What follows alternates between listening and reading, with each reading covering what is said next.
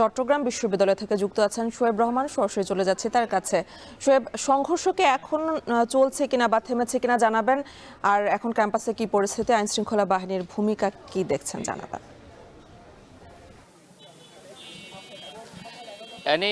এই মুহূর্তে সংঘর্ষের কথা যদি বলি, সংঘর্ষ এই মুহূর্তে কিছুটা স্থিমিত হয়েছে।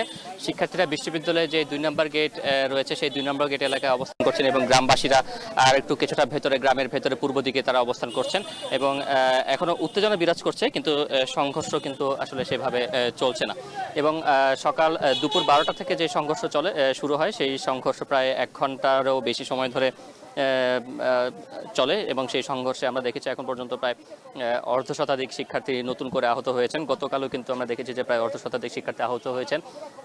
এবং দুপুর 12টার দিকে বিশ্ববিদ্যালয় প্রশাসন এবং সেই সাথে উপজেলা নির্বাহী ম্যাজিস্ট্রেট ইউএনও তিনি সহ এসে উভয় পক্ষকে কিন্তু বিষয়টি সুরাহা করার জন্য কিংবা উভয় পক্ষকে শান্ত করার জন্য এসেছিলেন, কিন্তু তারা যখন মাঝখানে দাঁড়িয়ে উভয় পক্ষের সাথে কথা বলার চেষ্টা করছিলেন, উভয় পক্ষকে শান্ত করার চেষ্টা করছিলেন, ঠিক সেই মুহূর্তে কিন্তু দুপক্ষ আবারও সংঘর্ষে জড়িয়ে পড়ে এবং সংঘর্ষে আমরা দেখেছি যে দুপক্ষই একে অপরের প্রতি ইট পাটকেল নিক্ষেপ করেছে এবং সেই ইট পাটকেলের আঘাতে কিন্তু আমরা বেশ কিছু শিক্ষার্থী, যেটি বলছিলাম যে প্রায় 50 জনের মতো শিক্ষার্থী কিন্তু আহত হয়েছে বলে আমরা দেখেছি। এবং সেই ইট পাটকেলের আঘাতে যেহেতু শুরুতেই দুজন উপ উপাচার্য কিন্তু তারা মাঝখানে ছিলেন এবং সেই সাথে ইউনো ছিলেন, সেখান থেকে আমরা দেখেছি যে বিশ্ববিদ্যালয়ের উপ উপাচার্য ডক্টর কামাল উদ্দিন তিনি আহত হয়েছেন এবং সেই সাথে বিশ্ববিদ্যালয়ের প্রক্টর যিনি রয়েছেন তানভীর হায়দার মোহাম্মদ আরিফ, তিনিও কিন্তু আহত হয়েছেন।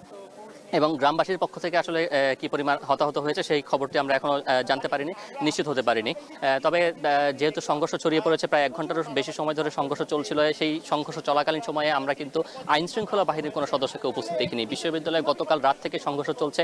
সকালে যখন বিশ্ববিদ্যালয়ের শিক্ষার্থীরা 0 পয়েন্টে বিক্ষোভ সমাবেশ করছিলেন, সেখানে উপ উপাচার্য ডক্টর কামাল উদ্দিন তিনি বলছিলেন যে গতকাল রাত থেকে তারা র্যাব, পুলিশ এবং সেই সাথে সেনাবাহিনীর সাথে বারংবার যোগাযোগ করার চেষ্টা করেছেন, কিন্তু তাৎক্ষণিকভাবে তাদের কাছ থেকে কোনো সাড়া পাওয়া যায়নি। এক পর্যায়ে প্রায় ভোর হওয়ার কিছু আগে সেনাবাহিনী আসে এবং সেনাবাহিনী এসে কিন্তু ঘটনা নিয়ন্ত্রণে নেয় এবং সেনাবাহিনী সকাল 9টা পর্যন্ত ক্যাম্পাসে অবস্থান করে।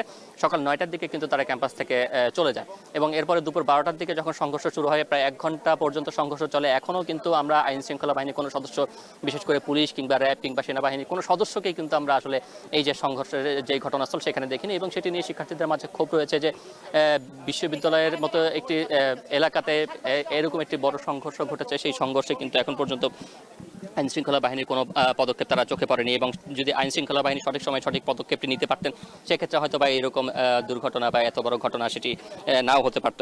এবং আমরা দেখেছি যে বিশ্ববিদ্যালয়ের শিক্ষার্থীরা কিন্তু বিশ্ববিদ্যালয় মেডিকেল সেন্টারে চিকিৎসা নিচ্ছেন এবং সেই সাথে গতকাল রাতে যারা আহত হয়েছিলেন, সেই গতকাল রাতে আহতদের মধ্যে অন্তত 6 জনকে কিন্তু চট্টগ্রাম মেডিকেল কলেজ হাসপাতালে এখনও চিকিৎসা দেওয়া হচ্ছে, তাদের অবস্থা আশঙ্কাজনক সেই কারণে।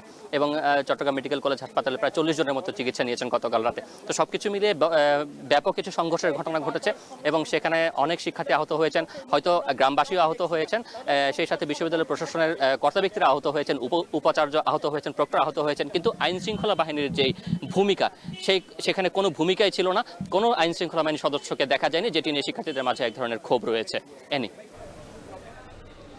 চট্টগ্রাম বিশ্ববিদ্যালয়ের পরিস্থিতি নিয়ে জানাচ্ছিলেন সহকর্মী শোয়েব রহমান।